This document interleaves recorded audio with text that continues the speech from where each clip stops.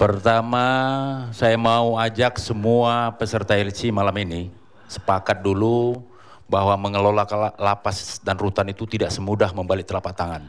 Itu satu. Yang kedua, perlu kita ketahui Pak, secara jujur saya nyatakan bahwa petugas saya saja yang ada itu satu regu 14 untuk menjaga 3.000. Satu blok ada muatan isinya 1.000, dijaga satu petugas. Karena dikurangi pos atas dan depan.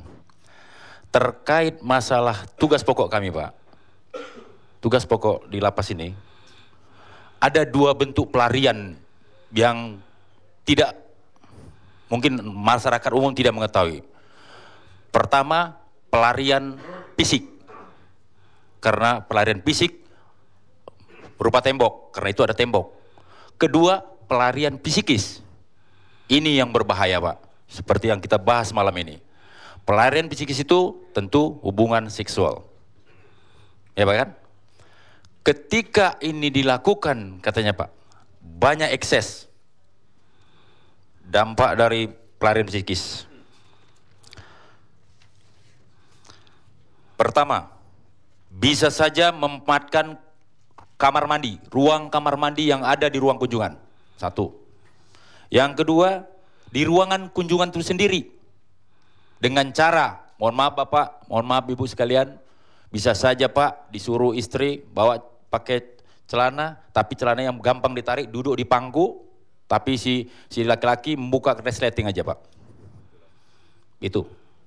Yang ketiga, memanfaatkan ruang-ruang kerja pegawai. Itu tidak tertutup kemungkinan. Yang terakhir, terjadi penyimpangan seksual sesama jenis atau masturbasi. Itu Pak. Pengawasan terhadap ini tidak mungkin Pak segampang yang kita bayangkan. Tidak mungkin. Apalagi saya seorang kalapas di DKI Jakarta yang sudah malam melintang. Tugas di Jakarta ini Pak, terlalu banyak kegiatan saya di luar. Dalam 1 bulan minimal 10-12 aktivitas saya di luar hari. Padahal 1 bulan itu efektifnya 20 hari kerja. Bagaimana saya mengawasi staf saya? Saya dibantu oleh 5 kepala seksi, 8 kasubsi. Semua mempunyai tugas dan tanggung jawab masing-masing. Apakah saya harus mengawasin kamar-kamar setiap pegawai? Tapi kalau kata mereka, kamarnya Pak Kepala sendiri yang mereka pakai. Saya nyatakan malam ini Bang Garni, ya. Jujur, kebenaran akan terungkap bahwa kamar itu tidak benar. Ini saksi. Saudara Pani juga banyak bohong. Pembohongan pertama. Jangan balas dulu jawaban saya diam dari tadi Mbak. Sip. Ini denah kantor saya. Gedung saya berada di luar dari gedung lapas. Akses masuk ke dalam gedung saya dari lobi. Ini gambar fotonya Pak. Tolong disodorkan Pak. Dari mulai masuk sampai ke ruangan saya tolong dimasukkan ke Pak Pani. Mbak Pani, tunjukkan. Kita mau pembuktian. Kita malu seorang sarjana hukum di Kebiri.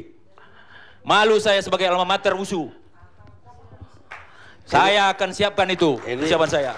Siapkan lawyer saya yang terbesar pun. Sip. Saya boleh. Ini. Lihat Pak Bani. Bani. Ini lihat. Ini ruangannya beliau. Halo? Ya jalan aja, itu udah jalan. Halo? Lihat tegas. Jalan. Biar jelas. Apakah ada orang yang mentir Anda di belakang Anda? Pak, halo? Jangan jawab saya. Pakai ini kalau nggak bisa. Maaf Pak Turman, saya potong ya Pak. Saya tidak pernah ada orang di belakang saya yang mau menjelekkan Bapak dan membayar saya. Buat apa? Buat apa gunanya? Mohon maaf Pak, mohon maaf. Dan saya tidak suka kalau dibilang itu namanya menjelekkan saya dong. Bang Garni, tolong tunjukkan akses masuk ruangan saya. Lengkap itu Pak. Oke, kalau itu bukan ruangan Bapak. Tadi dong ngomongan saya. Tunggu Pak, diam ya, diam. Kalau memang itu bukan ruangan Bapak. Kalau itu memang bukan ruangan Bapak, itu ruangan siapa? Ya, kamu sendiri yang tahu. Ya kamu lah yang tahu, itu lapas kamu. Itu lapas Bapak. Saya minta, Anda ke ruangan ini ya Pak?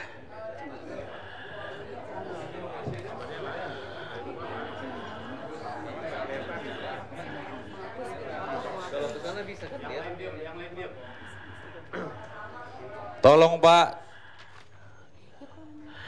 Ini enggak, Ya udah sumpah pocong. ini ruangannya enggak? Saya siap Ini jumpa bukan. pocong Pak Pani. Tapi Ya. resikonya timbal balik. Oke. Kalau Iya. memang itu bukan ruangan Kalapas, Iya. salahin Freddy, bukan salahin Iya, saya. jangan dong tuduh orang. Gak boleh Tuduh tuduh orang. orang. Lah, Itu kamu fitnah. nuduh saya. Gak boleh kata-kata orang. Kamu juga saya- bukan kata Saya minta ada. sumpah pocong, Pak. Siap. Siap juga.